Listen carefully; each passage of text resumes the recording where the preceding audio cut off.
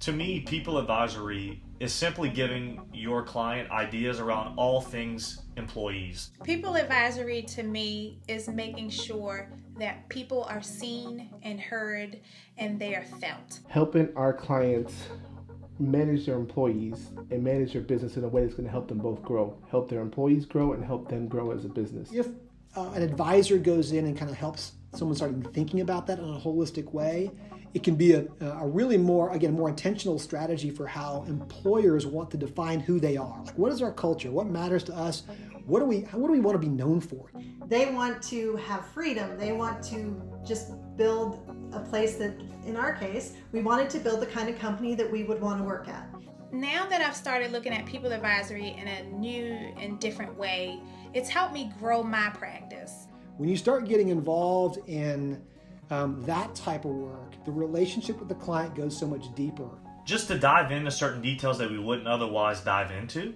And so they're going to keep coming back and asking more questions. And I think what that naturally leads to is the more confidence we have as firm owners and in a firm, and the more skills we bring up, we're just going to naturally find more service offerings to deliver, right? We're not still out there doing debits and credits the old way we were doing before as accounts. We've moved into lots of other practices. The impact that I make with my clients is making them feel like they have someone to talk to when it comes to helping them manage and grow their business. The thing you're offering to them is peace of mind that their people are being taken care of, that it's being done properly, and that it's something that they might be able to take back off of their plate and have it done professionally.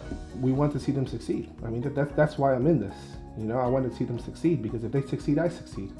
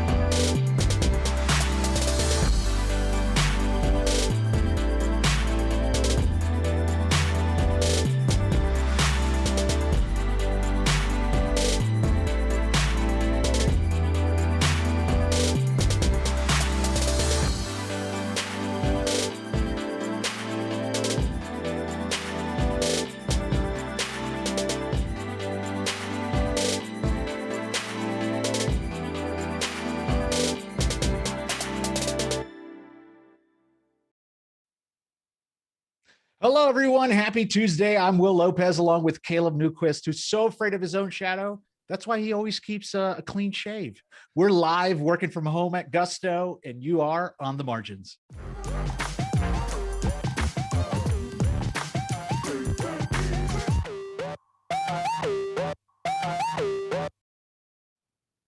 Caleb, it's been 1 year since we've been working from home. How do you feel about that? I feel okay, I guess. Maybe a little over it. Just a little bit, smidget? Just a little over it. But anyway, I'm glad we're still doing this. It's great to be back with my main Florida man, Will Lopez. And Former Florida. Well, yes, but I mean, you're still Florida at heart. So to me, you're still a Florida man. Like you're the guy. Every time I read a headline that says Florida man, I'm like, oh, is it Will Lopez? It usually isn't. I don't think I've seen you in there a single time. But anyway, it's great to be back again, even though we're still working from home. And I should also note that This is 2 shows in a row that I have not failed to unmute myself at the top of the show. So I'm feeling good. I'm feeling confident. I'm ready for today's show. I'm very excited. How are you feeling? You know, if you do another show unmuted, it's like a turkey, right? Isn't that how it works? That's right. Or right. It's just like bowling. No, it's exactly like bowling.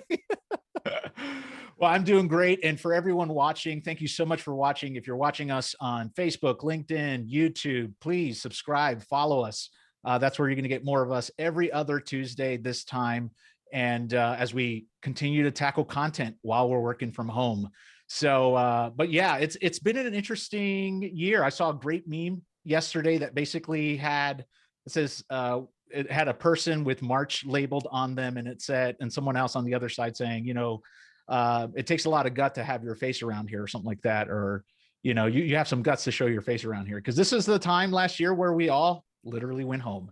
And many of us have still not gone back. And we're still working from home. So one trip around the sun, right? What is that? 8,700 hours working from home. So is that right? Yeah. 8,700. Yeah. I think something like that.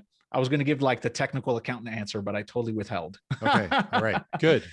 But we have a great show for all of you today. We have the incredible Luke Pardue, who's Gusto's economist, who's going to talk about some great content that he's released recently, economics around the PPP and all of that. Caleb is going to lead us in our first segment with a nice monologue that'll prep us for it. Thoughtful accounts. Yeah, a nice that monologue. will be. That's what it is. Yeah, an incredible monologue. But yeah, it's interesting to see. Obviously, the current stimulus, right? It's passed the House, right? Do you know if it's gone through the Senate yet, or is that coming up? My understanding is that it has not passed the Senate yet. Okay. Yeah. Okay. And that's the latest. Are you excited to read another like 6,000 pages or whatever the number is? I feel like the legislation, my legislation reading, I'm kind of in the same place as with that as I am with the working from home. Yeah. I'm a little over it. Like if I never had to read another one again, I think I'd be fine. Yeah, it's incredible. I mean, I don't know where we're at, 20, 30,000 pages plus now. Who's counting? Who's counting? Who's even counting anymore? Yeah, at this point, you could probably build a mattress underneath, like you don't need a box spring anymore. You just print out the pages to the legislation and throw it underneath the mattress. Well, I'm a tree hugger, so I'm not going to do that. So there you go. I'm doing our tree friends some favors, and I'll just, if I have to read another one, I'll read it on my screen. I'll risk the eye strain. That's what I'm saying. Yeah. Awesome. Well, if you're following us, make sure to comment below. We'll call you out in the next segment, but why don't we just dive into it? Thoughtful accounts.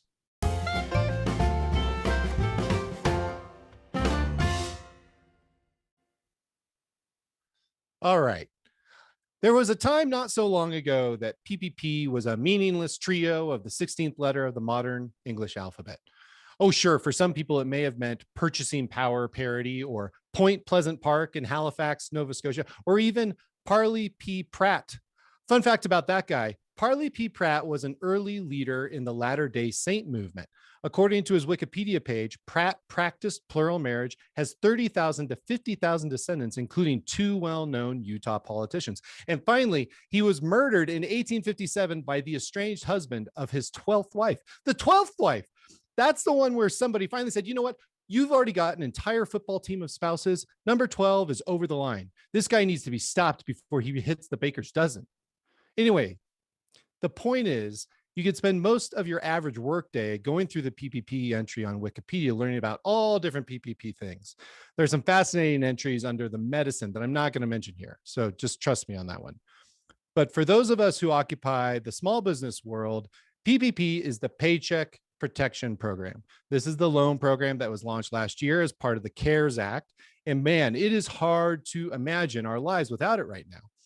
PPP was intended to subsidize small business payrolls to help them avoid laying off workers and prevent massive unemployment early on in the pandemic. Better yet, PPP had the opportunity to be forgiven completely, meaning businesses who applied for and were approved for those loans wouldn't have to pay it back. And on paper, it seemed like a pretty good idea, but it quickly became a source of confusion, skepticism, and abuse. For example, one of the early problems that cropped up was which businesses are small businesses. I think most people understood this to mean that the small businesses were locally owned, operated mom and pop outfits or self-employed folks, stuff like that. Businesses that fit that kind of fit that mold. The PPP rules, however, allowed many nationally recognized franchise businesses access to the program, as well as venture-backed startups. Businesses, in other words, that had already had financial backing and support. These businesses were shamed for participating because while it followed the letter of the law, many felt like it violated the spirit of the program. This was all going on while countless small businesses struggled to secure PPP loans, either mainly because they didn't have a relationship with the right lender or because they lacked a relationship with a lender at all. This had a disproportionate negative effect on businesses in rural areas and those owned by people of color and those operating in their communities. There were countless other challenges with PPP beyond the definition of small business, though. There was a lot of guidance issued from the US Treasury and Small Business Administration to help clarify the rules, but in some cases, they weren't that helpful. The clarifications required clarifications. More recently, businesses have been worried about getting their loans forgiven, and their concerns seem pretty valid. According to the Small Business Administration, only 31% of the PPP Round 1 loans have been forgiven so far. And then there was the fraud, my favorite. In one Department of Justice complaint, one recipient of PPP spent, lost my place. One recipient of PPP found he spent the funds $318,000 on a Lamborghini, over $4,000 at Saks Fifth Avenue, and two $15,000 payments to mom, among other things. In one New York Times story, the CEO of a lender said, "We couldn't believe how many people were trying to take advantage and game the system. A lot of my employees, including me, were a little frustrated with humanity." In spite of all these problems, though, millions of businesses have benefited from PPP, and in many cases, it likely saved them and the jobs of their employees. But there's still plenty of debate among economists and other observers about whether the program was designed to save jobs or businesses. It really depends on how you look at it. And really, that's the question that a lot of people have. Has PPP been a success or not? As for Congress, they seem to think so because they keep pressing ahead. The second round of PPP opened in January, and the Biden administration has proposed new rules in the next rescue bill that would give better access to micro businesses and alternative lenders like community development, financial institutions, and minority depository institutions, among other improvements. But even with those improvements, there are a lot of doubt from businesses about whether PPP is helping enough businesses. Many struggling businesses are simply not applying for PPP, and others don't qualify under some of the new rules. We're over a year into the pandemic, and many businesses are still struggling. And while many have gotten the rescue support they've needed, many still haven't, and others have just given up.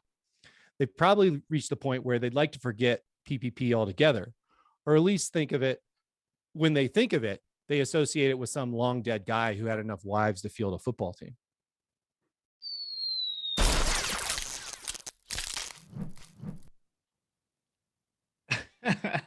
So, Will, PPP, what do you think? Hey, it's been interesting to see the journey of the entire PPP program, right? I personally, I wonder who even came up with the term PPP, because like at first it was like, I want to shake your hand. Secondly, you go through like the emotions of grief with the PPP program. Yeah, sure. But I think your point is pretty spot on. I think a lot of people are discouraged around not the inability to access the funds, the inability to access the funds quickly, and the building while, the government building while flying perspective, especially when you're flying really fast and you're building really slow, definitely just rubs people the wrong way. And, I've had a lot of accountant friends who are firm owners that have just been struggling trying to assist their clients, and the bureaucratic rope that one has to jump through for this program, and just like the unclarity about whether or not I'm going to get qualified, all this kind of stuff has just been really, really frustrating. So as far as I'm concerned, I think your monologue is pretty spot on. And I think that's, when we bring on Luke, I think that's why we're seeing a little bit of like, unperformance in grabbing this money, right? Yep.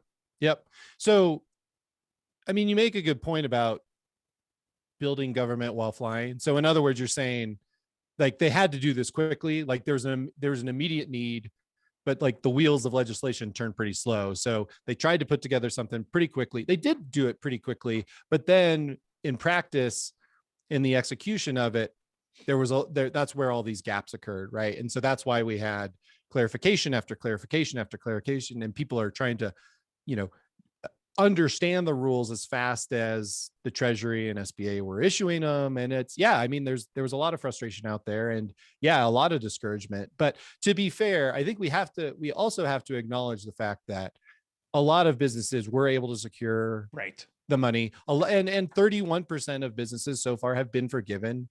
And I think I saw another stat that the 99% of some number, I don't know, one of our producers might know the number, but there was another stat about that they're reviewing.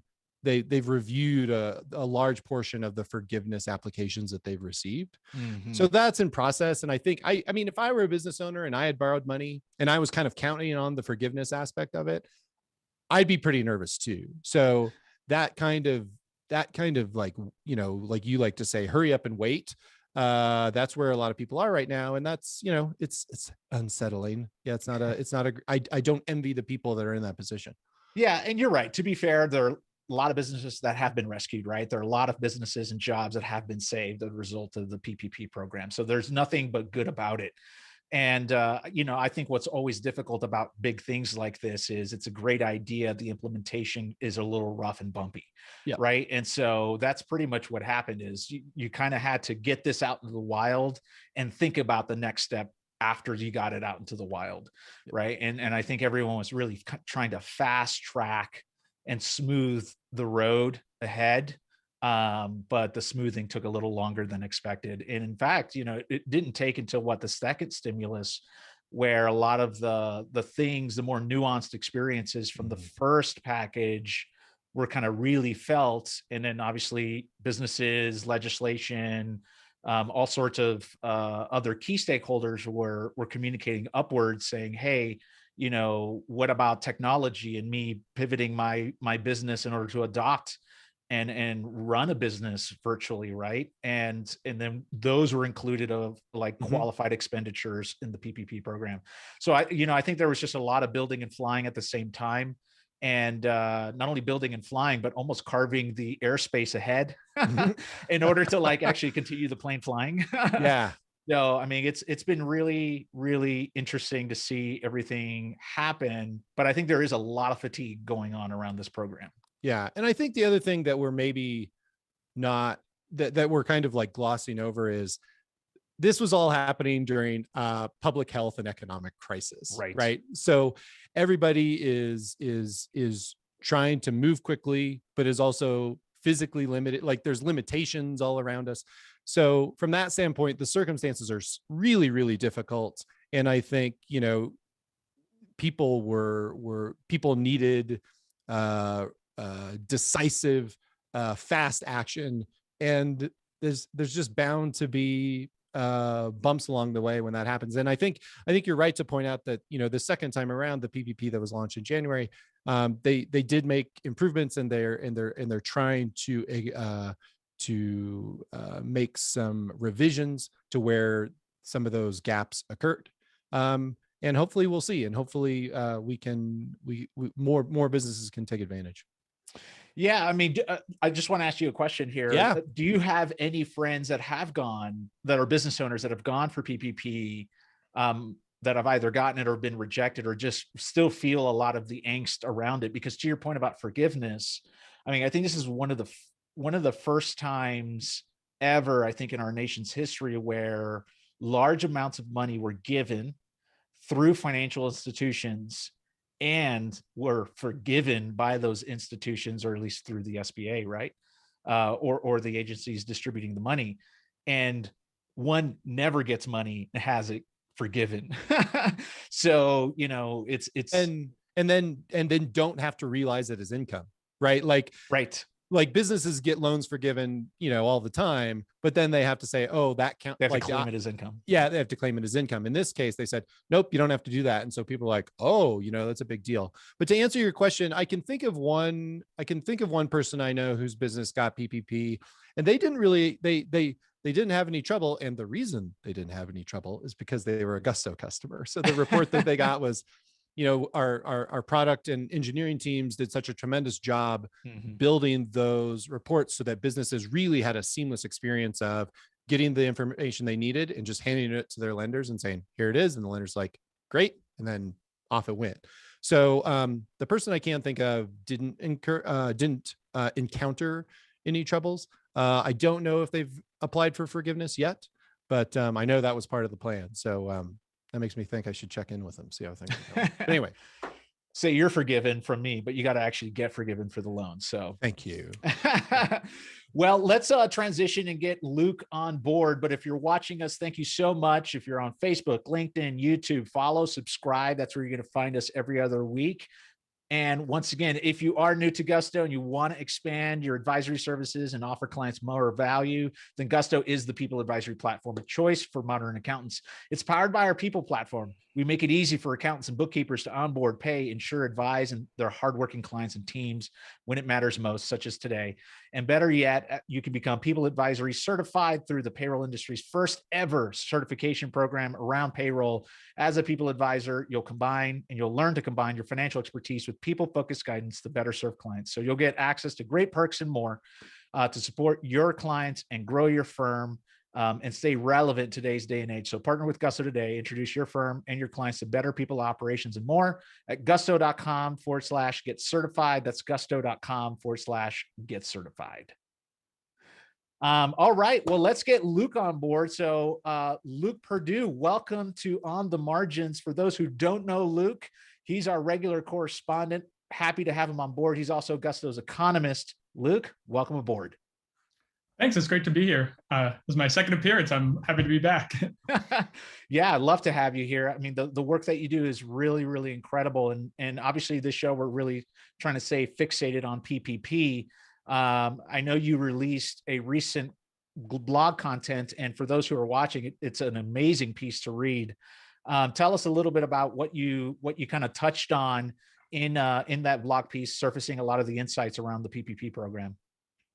Sure. Yeah. I mean, this blog post was aimed at answering a lot of the questions that you guys were just talking about, specifically around the underperformance of this second allotment of PPP funds in January, where even using data from yesterday, only half of the funds allotted have been actually given to businesses. And so we wanted to look at that low take up and some of the dynamics. And so we just asked about 1,100 Gusto customers, whether they received first round loans, whether they applied for second round loans, and some of the reasons why they may not have interacted with either program. So the first thing that we did, as I said, was ask about the first round PPP loans and the forgiveness process.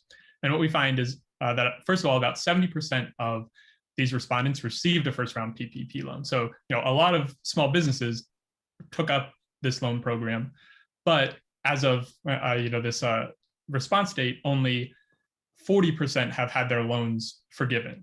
Just like Caleb mentioned with the broader SBA data, a low portion have had their loans forgiven.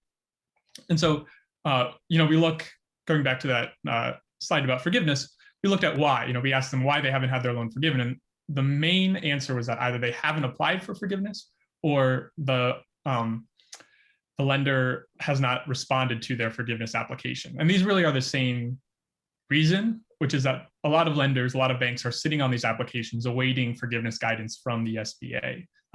Caleb, again, to your point, that stat is that 99% of applications that the SBA has received, they've processed. So the backlog isn't necessarily on their end, but a lot of banks are either waiting for simplification of the forgiveness process or are waiting for some sort of additional guidance. And so this is the main reason that original PPP recipients haven't had their loan forgiven, and it's a big chunk. So, we have over the fall and the summer, a lot of small businesses in limbo as the economy slows down. And, in January, we start to see overall negative job growth. And so Congress initiates the second round PPP program in order to give these businesses additional money. Hey, Now, Luke, can I yeah, ask go you a ahead. question? Yeah, I just want to ask you a question. Was there anything about these results that you found surprising? So, like, did you have any expectations before you got responses to the surveys? Like, was there anything that you were either surprised by or just kind of like, just defied your expectations in a way?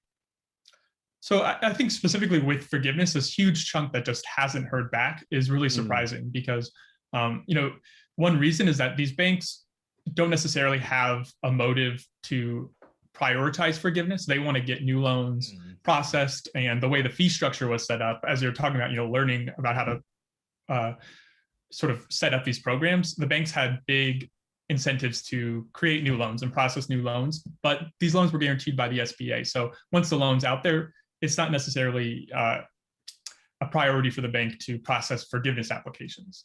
And as additional guidance around forgiveness was clarified in this new stimulus package, they also introduced PPP 2.0. So just as forgiveness got simpler, banks had an incentive to shift to new loans, which created this misaligned incentives between small businesses who are really concerned about forgiveness and the banks that might want to process new loans. That's incredible insight. I mean, just the thought process behind that, the way the institutions were incentivized, to your point, where getting the loans out there, and those statistics are pretty staggering as far as people who have not yet applied and those who haven't even heard from their bank. It's pretty mind-boggling. I mean, that's a big chunk of people that has still not received forgiveness. For those who haven't applied, what do you think the behavior is there? Like, do you think they are feeling some level of anxiety regarding that application process? Do you think it's just still too much unknown around forgiveness that they're just putting it off? Our insight is that a lot of these small businesses are they're waiting on applications and guidance from the bank. So the banks have actually not released the application that they need to fill out.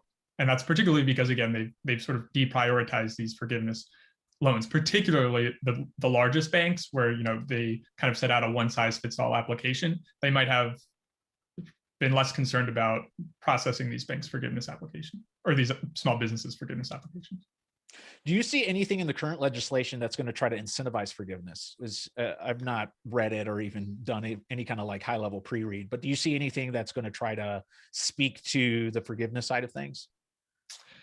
So in the current language, there is not, but actually Gusto from the survey has been, we've been pushing policymakers to maybe include some incentives for banks to process these forgiveness applications. So maybe a fee structure on forgiveness where, for every loan that you process or you submit to the SBA, you get a certain amount of that loan in a fee or something, would dramatically alter the incentives that these banks face.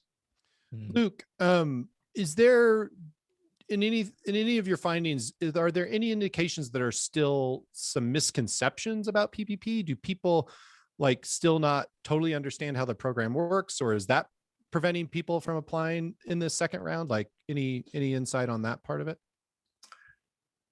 That's a good question. Going into the results of the second round and why certain businesses haven't applied, a lot are just concerned about the sheer force of the paperwork or the forgiveness process.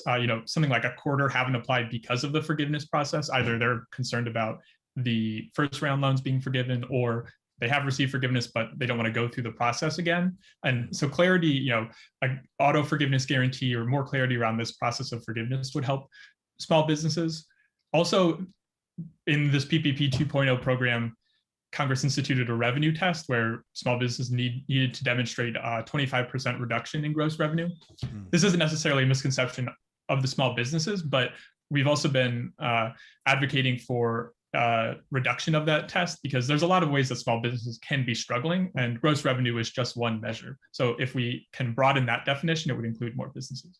Yeah, that's I was going to ask you about that. Does the 25% drop in gross revenue, does that feel kind of like a miss in terms of the policy? Like it seems as though it maybe was too much. Because I mean, some businesses, a 10% drop in gross receipts would probably be enough for them to be in serious trouble. So does that feel like a policy miss to you?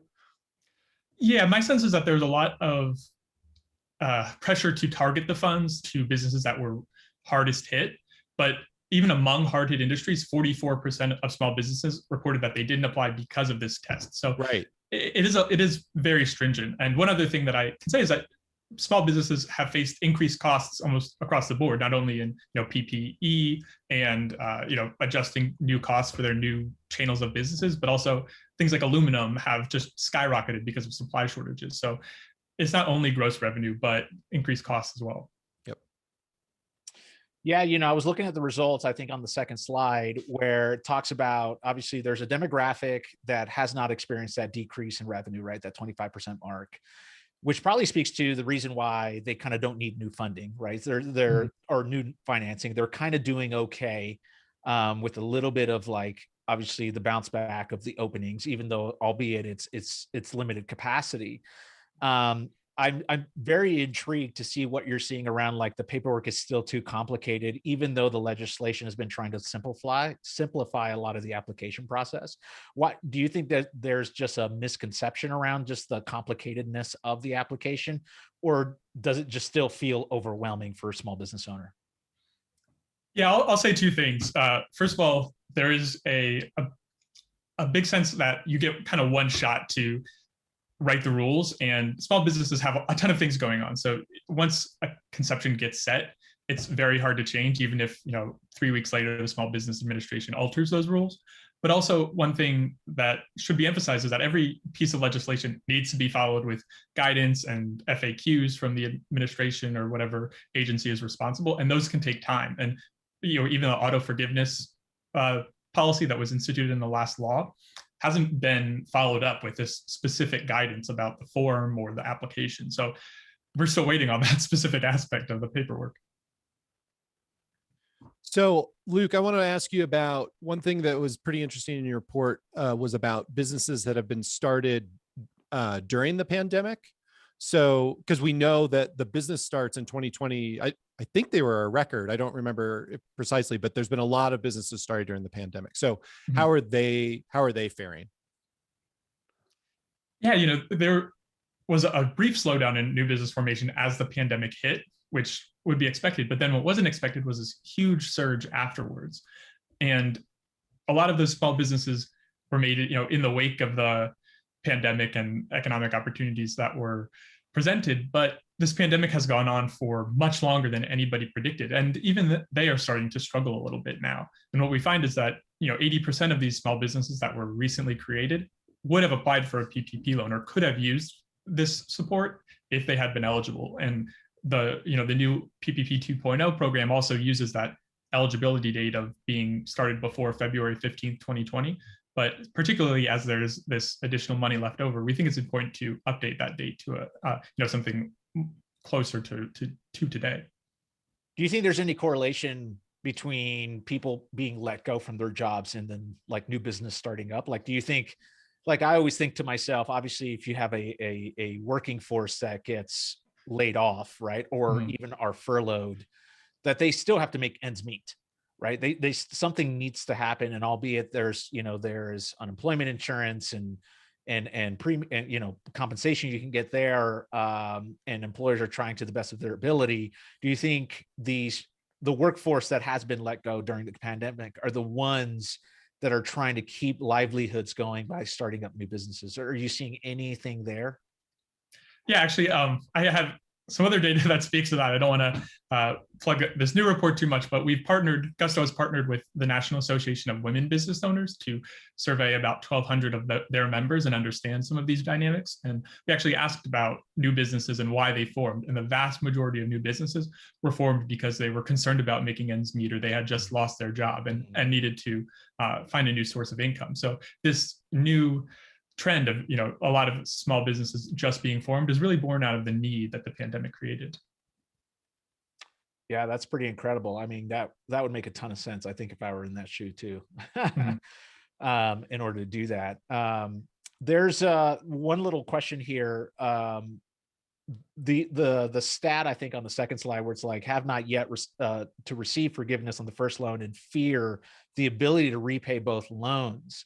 I think this is where some of like the fogginess is of the program. Like, yes, forgiveness is on the table, but there's still an innate fear from individuals who have received the first loan, may not want to go for the second one because they've not gone probably through the process of, getting the first one forgiven, but also sit on like a chair that, I don't know if any of these loans are going to be forgiven.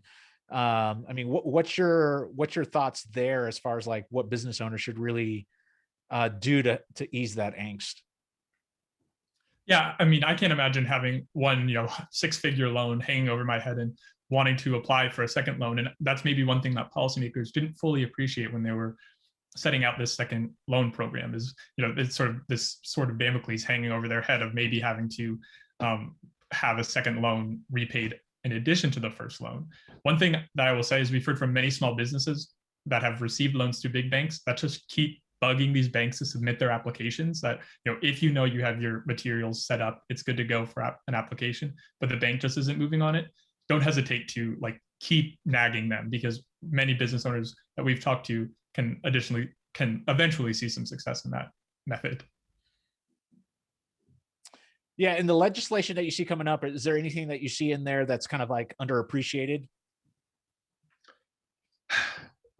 Coming up, there's a lot of new targeted programs for the hardest hit industries, for childcare centers, particularly to get them reopened, and also for concert venues and bars and restaurants that come in the form of grants. So we don't even need to think about this possibility of having to repay your loan. These are for the hardest hit businesses, but it's just exactly free money. It is just a grant. So Luke, it's the last day of the semester. What grade do you give PPP? That's a great question. The first grade that I would give is like a TBD, is to be determined, or an incomplete, because incomplete. This program. Okay, incomplete. Yeah. Okay. I remember those. Yeah, it is a very long-term program with long-term goals that, both to save employees, to save the jobs of these small businesses, and as you said, to actually save businesses from costly liquidations. And the benefits that we'll see come in the form of a faster recovery and these longer term attachments between workers and their firms. So thinking long term, that's when we really make the true judgment. I'll say one thing: the short term effects of the program in terms of jobs have been somewhat transitory. Gusto's done an analysis towards the end of the first PPP program that found, the very week that these loan requirements expired, small businesses were forced to shed jobs. And, we're talking about learning as doing, and maybe next time around, hopefully we're not in this position again, but if we're forced to, we can learn about making, these requirements and the money a little more context dependent as this pandemic has worn on. Well, I know we're kind of getting close to the end, but I kind of spurred on a question. Do you see the PPP program here to stay permanently in our nation? And do you actually see it being used above and beyond just things like the current pandemic? Like, do you see other kind of moments in time where, we would throw funding through that mechanism and through that framework in order to, help employers, help businesses, and save jobs? Sure. I think the possibility of a global pandemic was always present. It was just a very low probability event that came with a really high cost. But as we think in the future about these low probability, high cost events like disasters, a program like PPP that directly incentivizes employers to maintain employment during a crisis is really valuable. It's just sort of fine tuning the program to get the money out and fix the plumbing, and maybe learn about, which requirements have unintended effects. But this program is definitely here to stay in the long run for these sorts of crises that we might endure. Yeah. Well, great. Hey, listen, thank you so much. For those who want to try to find your amazing content, where can they go search in order to read the blog? So you can go right to, they're all right on Gusto's blog under research. We'll put out some monthly employment reports as well. And, if you're interested in this sort of small business economy, just go right to Gusto's website. Great. Yep. So that's gusto.com. I think there's a tab at the top called resources. You can click on there and you can find Luke's incredible work hosted right there. Well, Luke, thank you so much for your time. Appreciate it. Always amazing work that you do. Love just like your perception on everything and just your insight on everything that's happening with the business community at large using Gusto's data. So really appreciate the hard work that you're doing. Yeah, thanks, Luke. Thank you. And thanks, Caleb, for that Wikipedia rabbit hole I'm about to go down on PPP. Oh, yeah. Enjoy that one. I definitely will. All right. See you guys. Well, hey, Caleb, that's some incredible insight. And I think, thinking about just as a nation trying to really encourage business owners to really think through this, helping them with, community is really large here, and trying to support their anxiety or their need for more information in order to make the right decisions. I just think about the work that we're doing at Gusto, trying to really help collapse those learning curves and kind of like smooth out some of that fear. So this is great work in my opinion. Yeah, I totally agree. I think Luke's doing tremendous work, and as you said, it's helping educate people in a time of crisis, in a time when they really need the support. So couldn't agree more. Yep. Well, 3 cheers to 1 year in, huh? Yeah, three cheers.